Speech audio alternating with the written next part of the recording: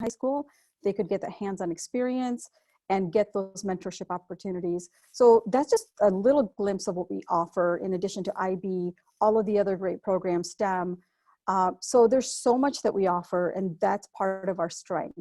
And where we need to improve upon is closing some of those opportunity gaps that exist. And we've been struggling with this for years. We have opportunity gaps.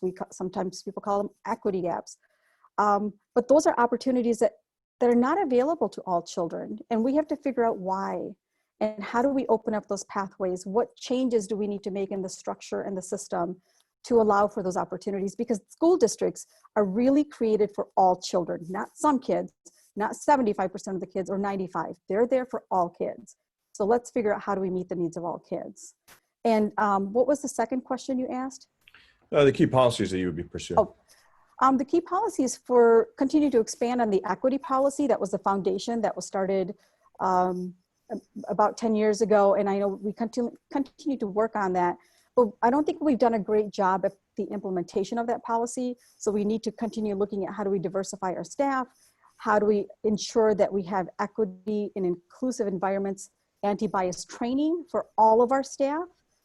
We are still working on, again, some of those policy issues where we are missing some kids in this learning process. So again, I go back to how do we ensure that all kids are getting what they need? So for me, the policy is equity. All right, thank you. Sean? Sure. So I think the strengths, first and foremost, are the educators. You know, I truly believe that. I think PCCS has some of the best educators, you know, in the state. And once again, I've lived in multiple states, so I've had a chance to interact with multiple educators, and I think PCCS is super strong.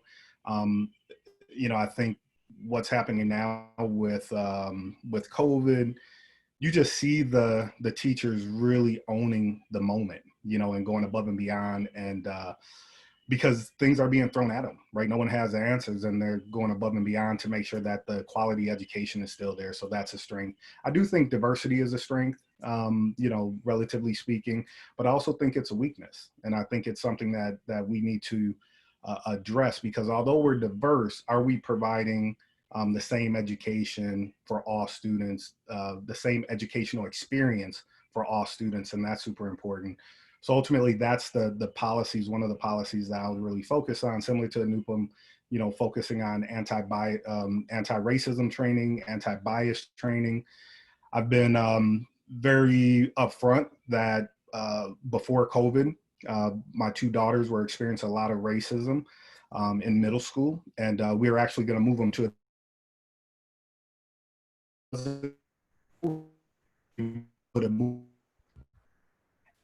and what can you do about that? Educating those youth, because what we're in when they're joking, and I had to stop them and say, it's not joking. Racism is not a joke. It's trauma to my child. And so I think we have to believe students, because the students that say, I didn't understand how hurtful that was. I didn't understand what I was saying. I think we have to believe them, and we have to educate them. And so I would love to see students who commit those kind of you know, violations to really go through a course on understanding systematic racism, understanding those things, so that they do understand how hurtful you know, those words can be and those actions could be. And so that's what I would pursue from a policy standpoint. One of many. Sure, thank you. Got was Christopher Voss? You mind repeating the question one more time, just to make sure yeah, so I was asking about, you know, for PCCS, you're going to talk about the, you know, what are some of the plus points, the things that you see that are good, and areas for improvement, and then your key policies that you would pursue. Yeah, so like Anupam and Sean, they talked about, you know, one of the things that we need to work on in our district definitely is equity and equality. We need to make sure that no matter the background, every student has the same opportunity, that nobody faces any racism, whether that be systematic or open racism, because sadly we still see that sometimes in our society. I think that that diversity training is extremely important. I think when I was in high school at PCCS, I remember taking a class called Multicultural Lit, taught by Miss Gustitis. And one thing that she taught is she showed us different cultures. She showed us different groups of people, and we had these discussions where we were able to learn. And I think that that's something that if every student had that opportunity, they could start to understand the differences, and they can learn. And like Sean said, you know, education is a very big important part of this. We need to make sure that we educate our kids so that things like this do not happen and they stop happening. And, you know, future in society, our students can help with that. So equity or equality, I'd say, is extremely important. I'd also say, you know, with that equity, we need to make sure that we're fiscally responsible. It seems like every year they cut the school year's budget more and more, and we have to find different ways to fund things. And I, you know, as a school board member, I'll be open to find new ways to be able to fund things that maybe we didn't think of in the past, as well as making responsible decisions so that the money we do receive from the state, we use in ways that will help the district grow and that will help our students and will impact them. I think our teachers, like Sean said, are some of the best teachers in the country. I still have relationships with a lot of the teachers that I was taught by in the schools. I built lifelong relationships with them. And that's something that can help our students. If they build a relationship with their teacher, it changes the game. They're able to engulf themselves inside of what they're learning. They're able to, you know, go to their teacher as a friend and say, hey, I need help with this. Because I feel like sometimes, you know, they don't make that connection.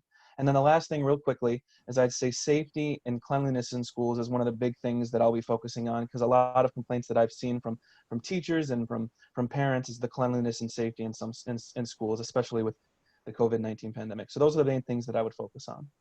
All right, thank you. Gina?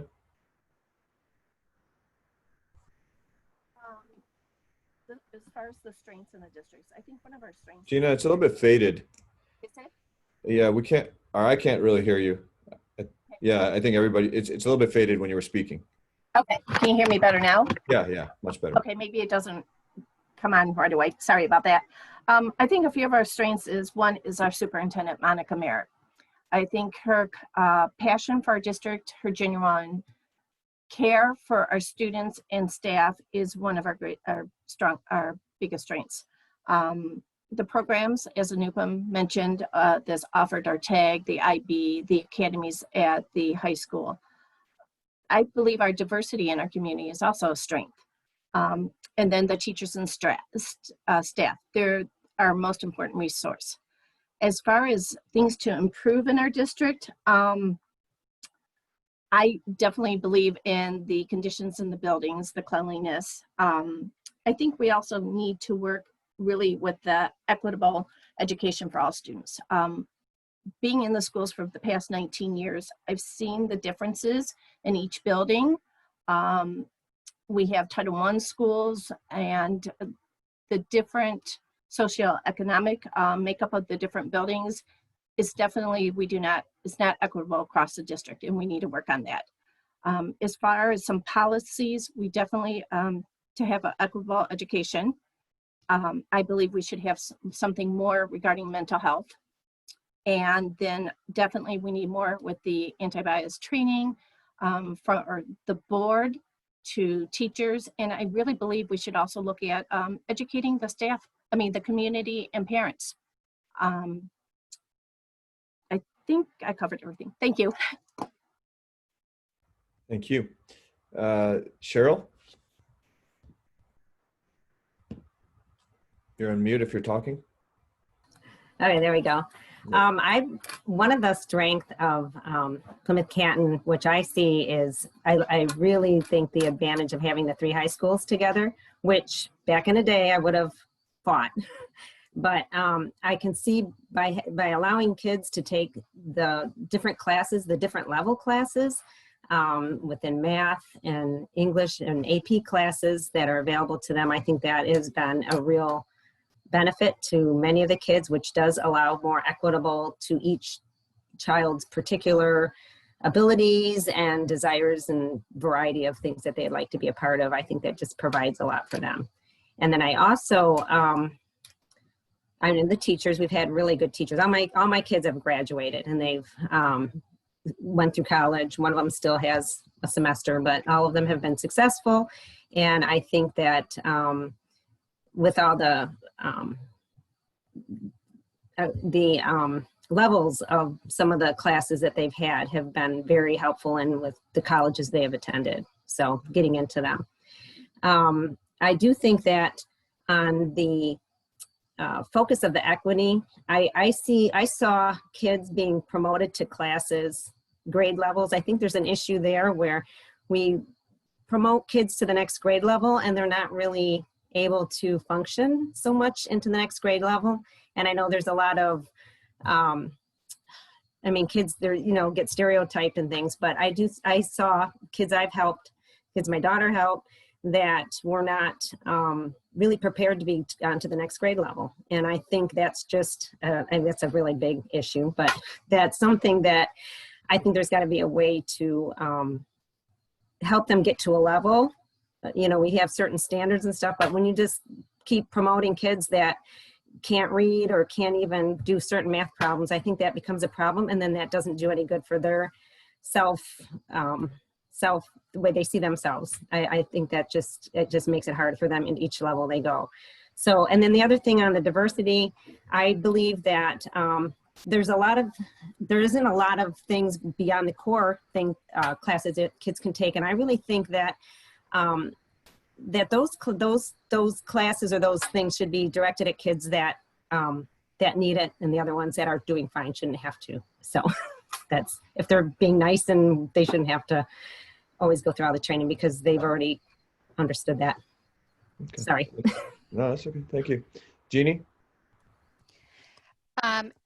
Starting out with strengths, I think that in this remote learning environment, one of the things that I've noticed first and foremost is the strength of our teachers.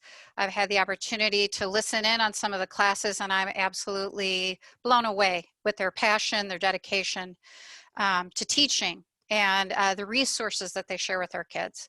I think the community's dedication to the infrastructure of our schools is a strength, evidenced by the passing of the bond to support the infrastructure. And I think that the Plymouth Canton Schools does an amazing job of preparing our students for the future. Plymouth Canton Schools have a reputation of being a feeder school to many colleges throughout the state of Michigan and even beyond Michigan. So there are many strengths within the school district. As far as an agenda or a priority, I think that I echo a lot of the people who are running for the board, but I definitely think safety is right up there at the top. Many people feel that safety is number one during this COVID time, but I think safety in other forms is also very important. I think the physical, social, emotional, mental well-being of our students is very important, and I don't think enough resources are allocated to that at this time. I think finances, that's a priority of mine.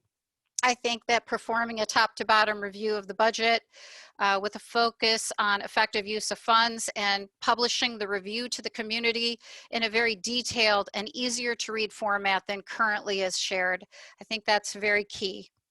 And like I said, I just think I think that bringing in or allocating more dollars for staff who can support the social, emotional well-being of our children in the schools. I think that we need to focus on that going forward.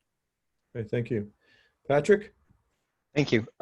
As many have talked about here, our teachers and staff are our number one resource. We as a district are at the lowest level of foundation allowance, and we've done more with less than almost any other district. You look at surrounding districts and they do well, but they also have a lot more money that they can put into those processes, lower class sizes, and more resources. So our teachers are really our strength. In addition to that, it's the community. It's how the community has come together to support those teachers, to support the classrooms, the engagement that we have. I mean, you can see just by the people on this call that people are passionate about that process and they're engaged in their schools, in their work and what they're doing. And I think that's really a strength of what we have as a district, is inviting those people in and supporting that process to be engagement. I think that the work that we've done around restorative practices has been a huge strength. It changed the culture around suspension and expulsions and moved us away from a punishment and retribution culture to one where we're trying to understand the nature of what's going on and to repair the damage rather than just punishing people in that process. I think we need to continue to push those restorative practices, not just from a disciplinary perspective, but throughout the entire work that we're doing. As people have mentioned, our diversity, our curriculum, those are very strong things that we do. We also support, we make great efforts to support all students at all levels. So whether it's those students that need more in the special education processes and providing additional supports for them in the classroom, to those students that need, that need more challenge, and whether that be the TAG program or the other activities that we do, and providing those diverse classes at all levels, I think are really key in what's happening. For some of the areas of weaknesses, the first and foremost one that I see right now is on communications. Although we try, we don't do a great job of getting out in front of issues and communicating to the community about what's going on, and this is especially the case with COVID. We've not done as good a job as we should in this particular process, and we need to improve that. We need to address achievement gaps in our subgroups. We need to be able to bring we need to address those equity issues. The policies I would do would be anti-racism, equity policies, diversity in hiring so that everybody can see themselves in their schools, and then also those social and emotional support processes. I know I'm over time. Yeah, no, that's cool. That's, thank you. Lauren. Okay, yeah, last but not least, I'm going to echo a lot of the same sentiments that my fellow candidates share, but I believe, you know, PCCS has so many strengths, but you know, the strongest attributes that I see our school district has is our size. I mean, we're one of the, you know, 5th largest, I think, school district in Michigan. Certainly, our size allows us to have a variety of program offerings that, you know, neighboring districts or smaller districts don't even have the opportunity to. I believe our diversity is a strong attribute, and our community support. You know, we had, you know, our community voted our 2020 bond program to pass. We have a ton of community support and interest in, obviously, the return to school policy. They've all been, you know, tuning in, and I'd love to see us kind of harness that engagement that we're receiving from, you know, the community and our families, and continue to move that forward. Where I think we need to do more work, though, is really within the diversity, equity, and inclusion policies and practices. I think, you know, our teachers and staff need continued professional development. It's not just a one-time training and check the box. I think this is an ongoing process for all of us to get through, and to really shape and move forward and champion that diversity.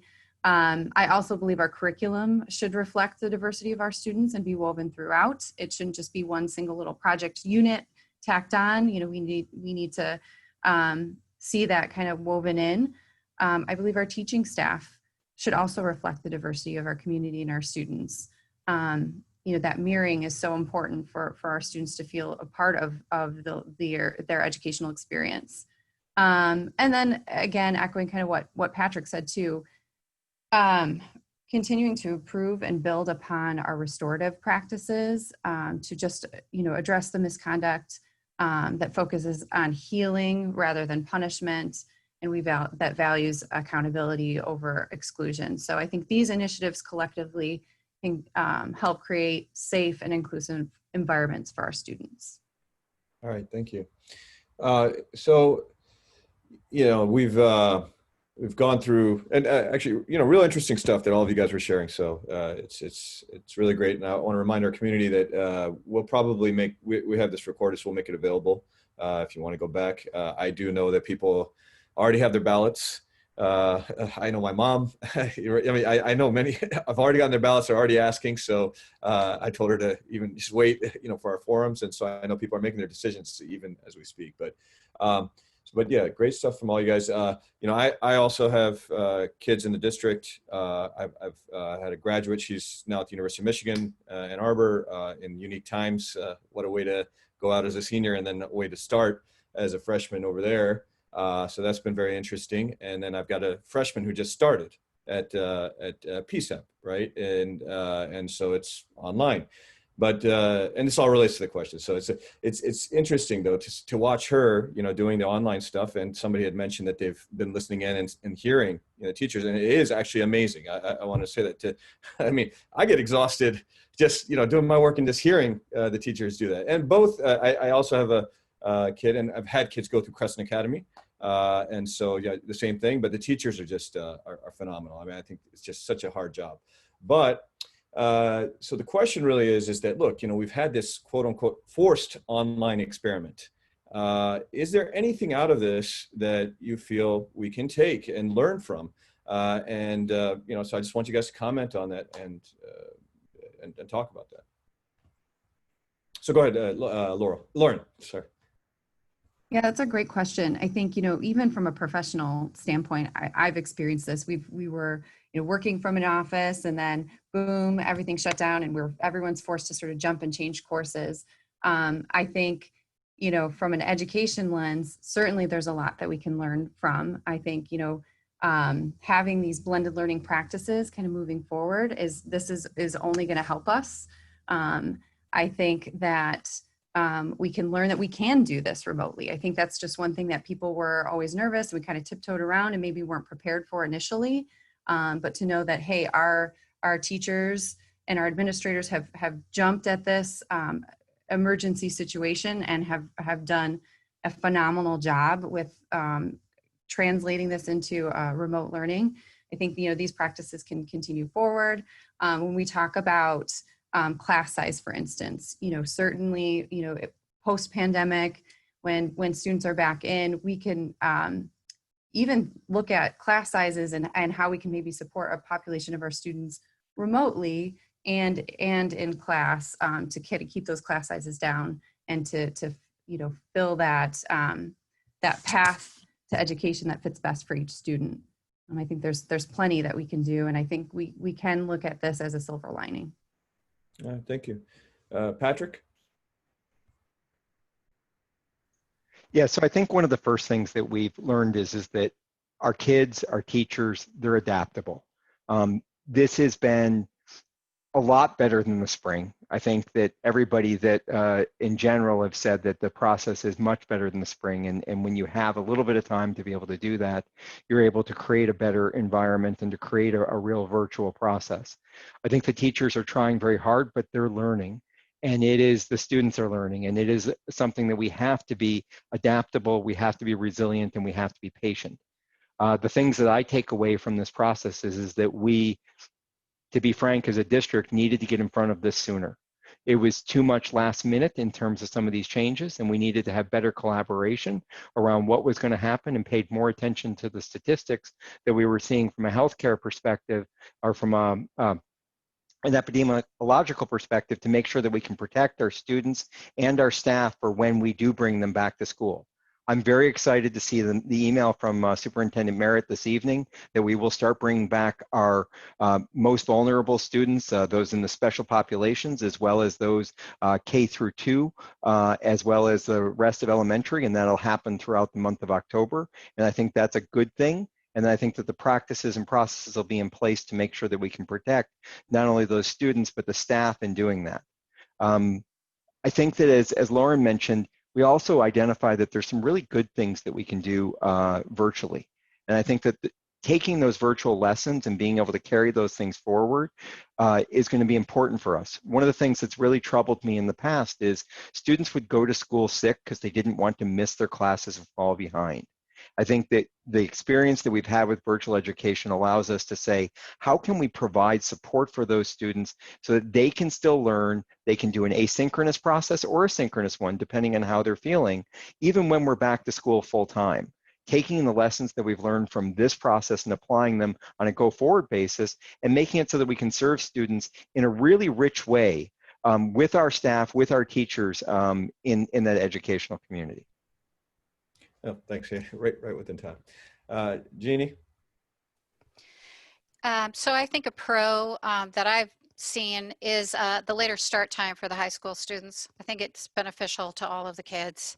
I think another pro that we've seen is the use of new technology, use of Zoom, Canvas. Teachers are now recording experiments so that students can witness and participate in experiments virtually. So when a student is sick, they still can be part of that that classroom experience. So the new technology usage. I think another pro is that there's more community interest and involvement in decisions being made by the school board. There's more of an interest in providing feedback to the school board, to the superintendent, to the district about decisions being made. I think that that's of great benefit, and that has come out of this. And I think communication is another thing. We've certainly had our inboxes and our phone calls coming in, providing us with more information than we've ever had before. I don't know if greater quantity is needed, but I do think more information is welcome. And I think that we as parents and the community would like to continue receiving more detailed information like this, and we hope it continues even after a return to classroom. Yeah, that's great. I do want to echo the bus thing. My daughter who graduated used to have to go at 5:30 in the morning for the bus. So 8 o'clock is a big improvement, and for the parents too. So that's great. And then the recordings. Yeah. In any case, we'll talk about. I'll let the next candidate go. But let's just say that I feel like I'm enrolled in honors biology and math as well, and I'm having to go over the notes, and so it's very helpful. Okay, so who do we have? We have Cheryl. You're on mute, Cheryl. Yep, thank you. I think it's a little too soon maybe to tell how it's going. I personally do not have any children in the program. I've just heard other parents, and I have had 2 nieces and a nephew in other districts pull out of high school a couple years early, graduate early from some other sources other than the public education, but private, like online.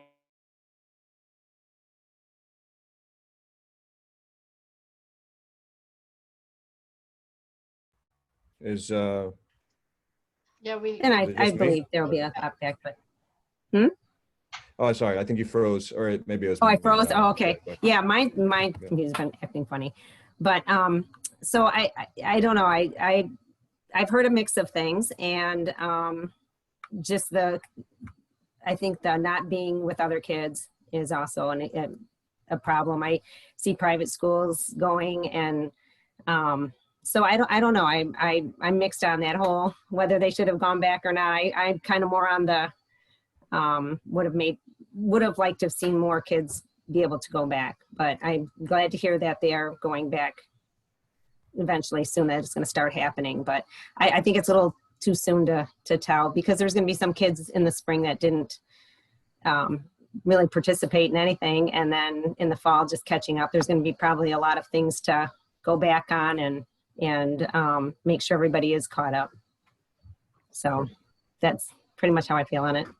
Okay, thank you. Gina? Can you guys hear me okay this time? Yeah. It started out faded. Yeah. Okay. Now I it's don't know fine. why it does that. Yeah.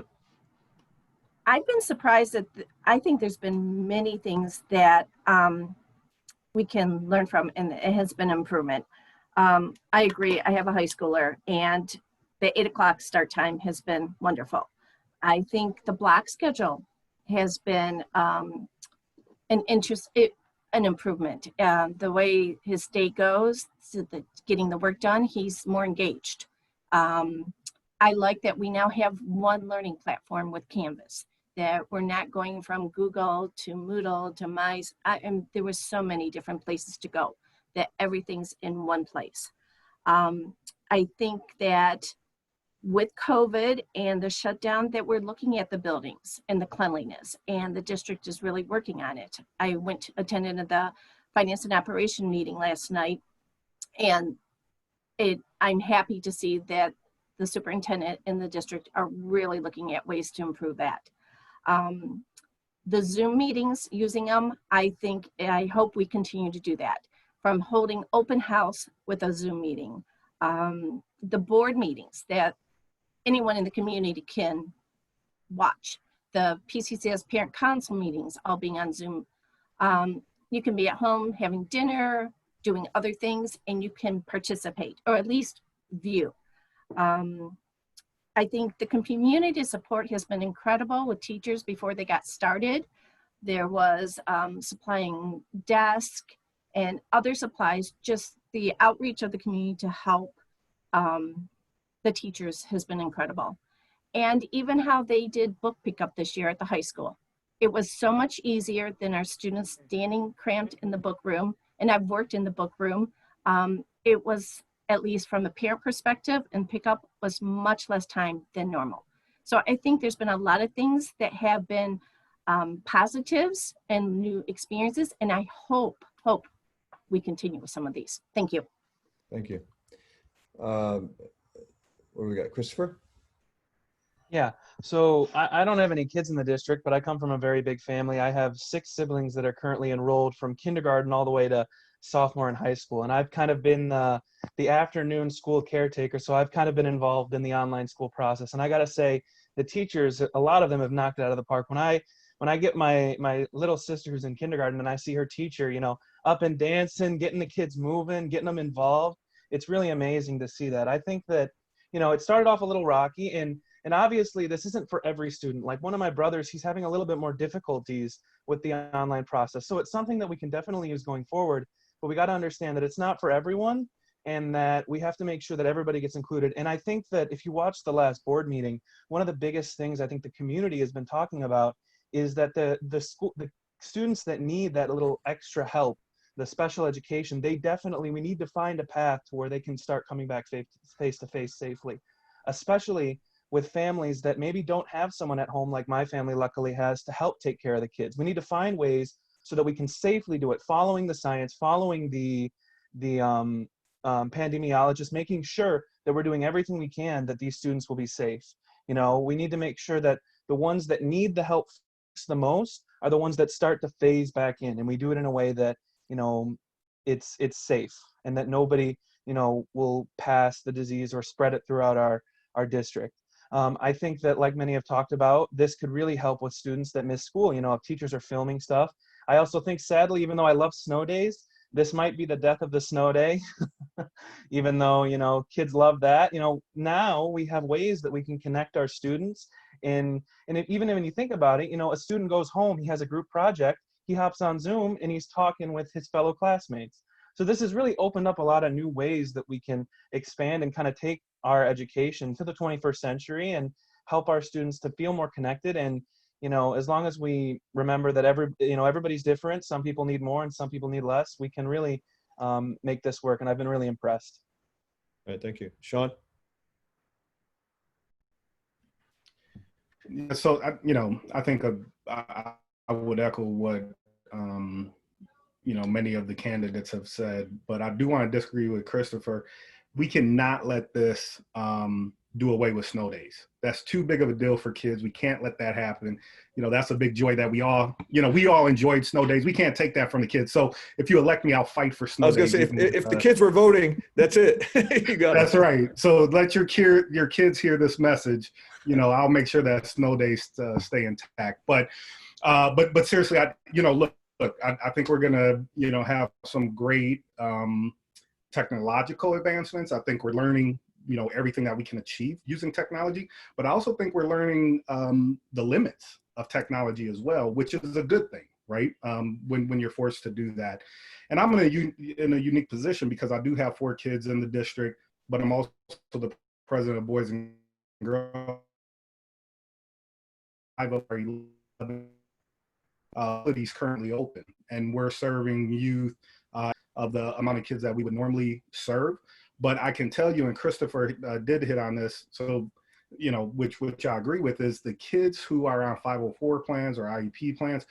Those are the children who we see struggling the most with virtual, to the point where my staff has to sit side by side with those students during the day, right? And so, it's this fine balance, and no one is more concerned about safety than myself. You know, once again, with 4 kids and then being responsible for thousands of kids, you know, you have to put that heavy on your shoulders. But I also see the learning gap that is occurring each and every day that they're not in school. And one of the things we're going to have to do is put a plan in place immediately on how to close that gap, because it's going to affect the kids with special needs as well as children of color the most. So we have to put, you know, that plan in place right away. So I think technology is going to be a good thing. I think we have to address some of those tough issues. But lastly, I'll say I think one of the, you know, great you know, observations that have come out of this, and something we have to keep going, is the engagement with parents. I think parents are realizing that they can be more engaged in their children's education on a day-to-day basis. I think we should continue to empower parents to do that, not just drop their kids off at school or send their kids to school, but how do we keep them more engaged in their children's education coming out of this? And I think that's something we have to focus on and make sure that we don't let fall by the wayside. Yeah, well, thanks. Anupam? Yeah, thank you. You know, so this is an exciting topic because this is what I've been doing for the past 20 some years at Wayne Risa. I got my master's in instructional technology and started creating online courses back in 1999, piloted them with my students. So online learning for some of us is not new, but we've seen the changes, but we've also seen the stagnant practices. And what sometimes I see is just because you take a worksheet and put it online does not make it online learning. It's just a different vehicle that delivers the same poor instructional practice worksheet.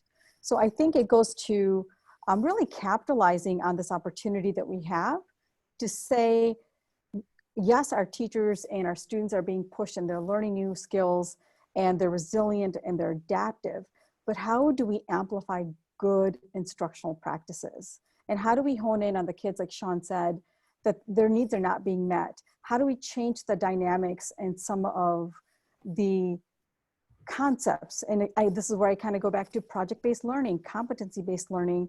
So when we talk about reimagining learning from where we are today, this is an opportunity for us collectively as a community to talk about what is possible and what makes sense for kids, and help teachers. And I know some of our teachers are so innovative, and we've got great instructional tech staff at Plymouth Canton. I know they can help amplify a lot of this. So, you know, some of the benefits that have already come out of it is the late start time that we've been talking about forever, trying to implement that. Block scheduling, I've heard great things about that. We can start looking at personalized pathways for kids through the use of technology. And then to say, okay, when kids aren't getting something, how do we now use technology in a different way to help them meet that goal? So the other piece I think we've been talking about at the state level for at least 15 years is to move away from that seat time. 55 minutes in every class is supposed to make kids learn something, right? And that's not how the real world works. So when we talk about how do we transition, we can start looking at competency-based learning in addition to all the other things that we're doing.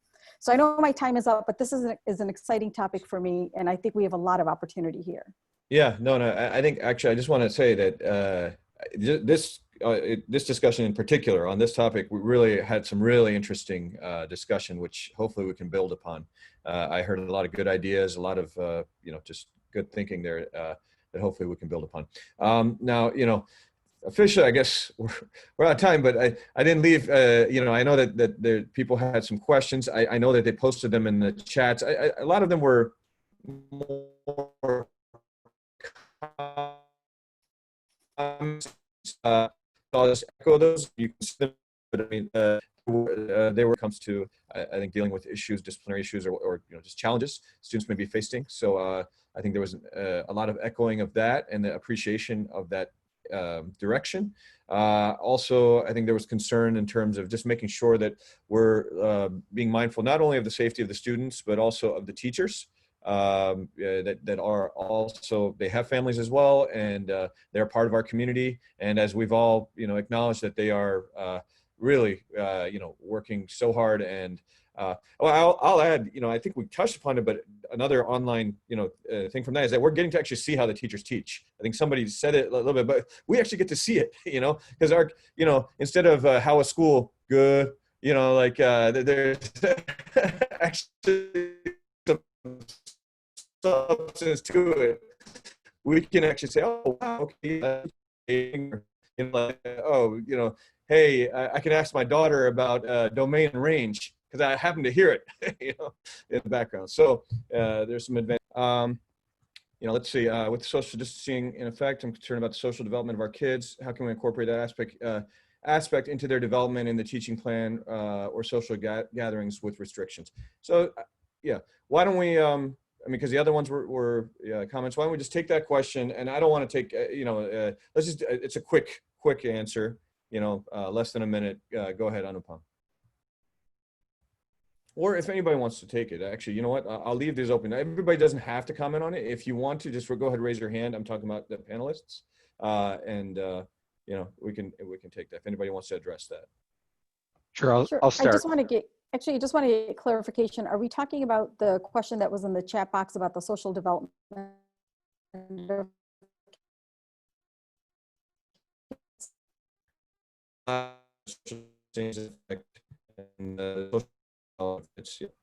Okay. Oh, sorry. Yeah. So I'll start. I mean, I think that absolutely that's one of the things that's not necessarily spoken of when we talked about virtual education, and it's been hard. I mean, but they're not participating as much as they would in a real classroom, and they don't see as much of that social development that's occurring. It's especially harder at those younger grades, but I'm seeing some improvements in that. I'm seeing those the afternoon have even formal structures that are helping to provide some of that social development and some of the breakout processes to help people learn collaborative skills, working, learn, try to do these Zoom over the last 10 years. And it's amazing how better that has gotten since COVID when everybody has to do it.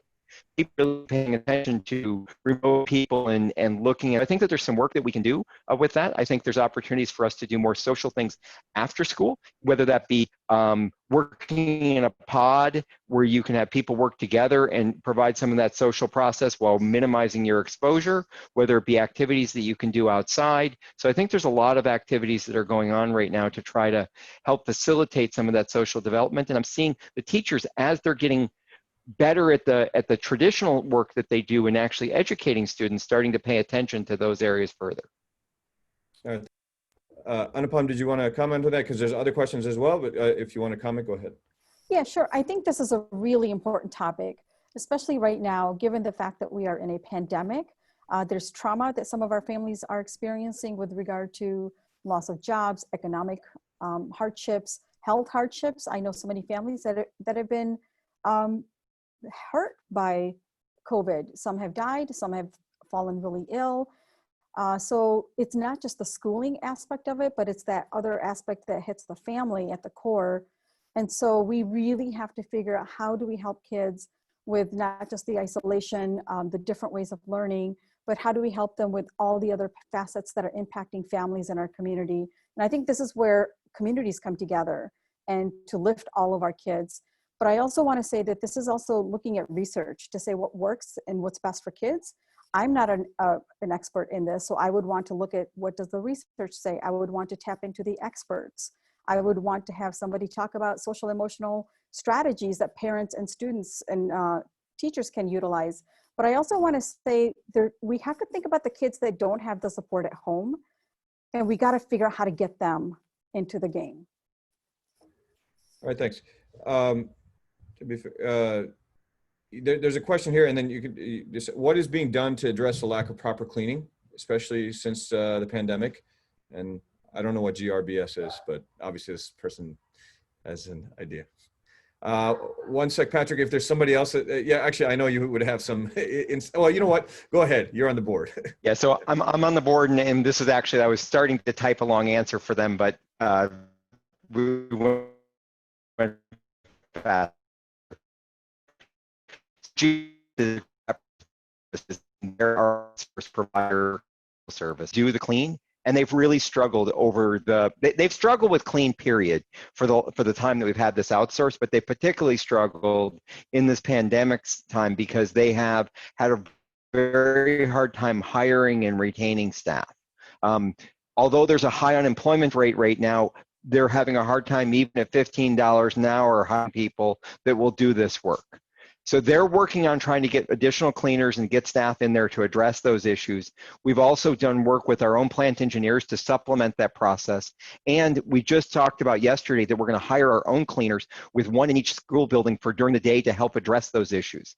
That'll help us to identify whether we've got a problem with the outsourced vendor or whether we have a problem with the labor market as a whole. Those will be a temporary positions through COVID, and we'll use that to help close those gaps on the cleaning process. The clean has not been acceptable. It's not been acceptable for a while, and it's especially bad right now during COVID, but there is active plans and multiple plans in place right now to address those issues. All right, thank you, Patrick. I think, yeah, so the comment, you know, you guys can read the chats, but yeah, I think cleaning, obviously, especially, I think I speak probably for almost all parents, yeah, and so we're glad to see that there's a focus on it. You know, I want to thank everybody. For participating. I'm thanking our community. We had about almost 60 something logins, which means at least, you know, 120 to 200 something people participating. So, you know, it was great.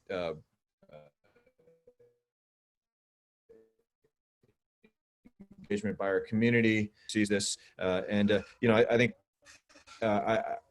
you know, my own evaluation is that we've got a great slate of candidates. So, you know, we hope to, you know, we hope that we have a good selection. How many? Okay, somebody's. I think that question has seen it to me, and. It's 4 positions total, Horace. It's 3 for the full 6-year term and 1 for the 2-year partial term. Okay. So, so 3 for the 6-year and 1 for the partial. Yep.